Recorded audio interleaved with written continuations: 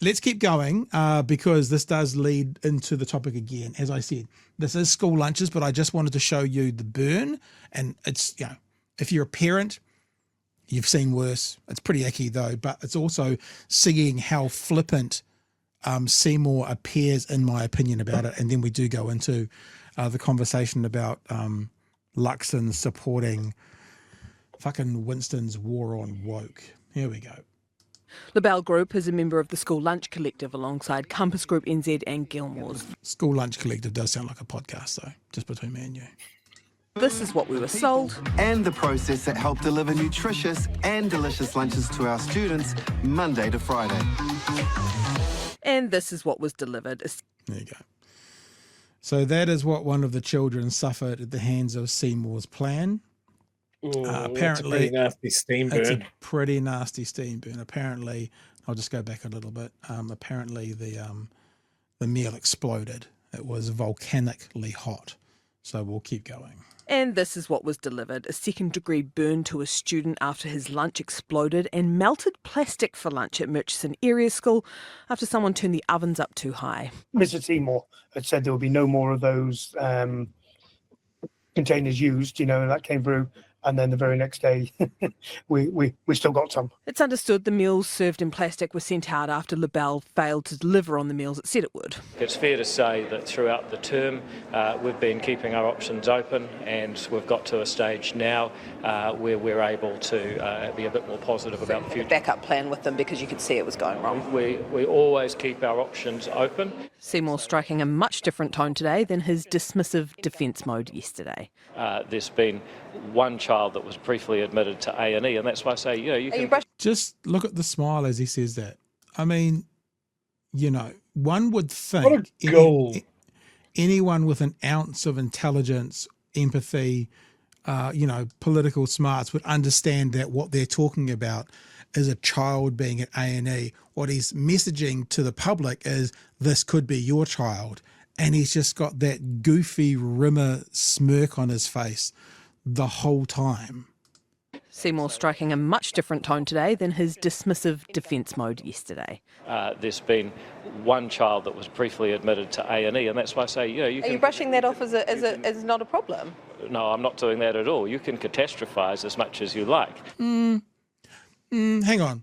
So, reporting that a child has received second degree, that sounds like a bit of a catastrophe to me. Second degree burns that removed the skin from their arm, we saw it, and had to go to hospital, to A&E. Reporting on that catastrophe, Seymour says, you can catastrophize it if you want.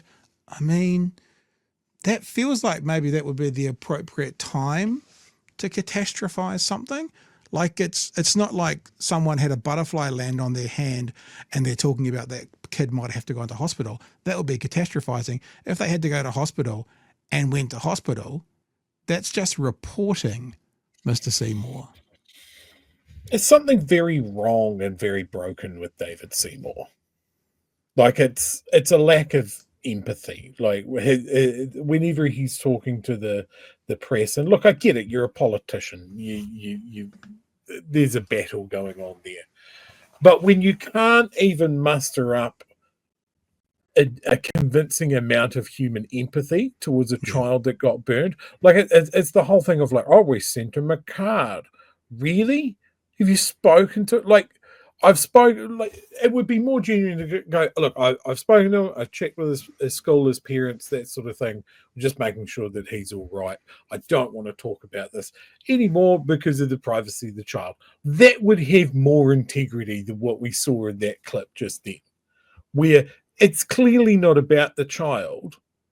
It's clearly not about kids getting fed or getting fed healthy food safely. It's about this is his program, and he's angry that the press is calling him on how badly it's going. That's what's on his mind, is I have to have my shields up. So any sort of space I get to go, look, it's just catastrophizing everything. No. your program and the suppliers that you have chosen Mm-hmm. against expert advice, Mm-hmm. against their own like previous experience or reputation for the same sort of thing, have injured a child, directly injured a child. Yeah. If you're a proper leader and you realize that the buck stopped with you, then ultimately that child being burned, the ultimate buck stopper is actually Luxon. Luxon takes responsibility for it. A decent CEO in a company that has some kind of community values, the CEO would be out there going, I take responsibility. We're going to sort this out. This is my bad. Like you said, I've been in touch with the parents. I've offered them, some, I don't know, we have free healthcare in New Zealand. It's not like America, but I've offered them, whatever they need to help the child out. We've sent them a care package and da-da-da-da-da. And fucking his response is, oh, you can catastrophize it if you want.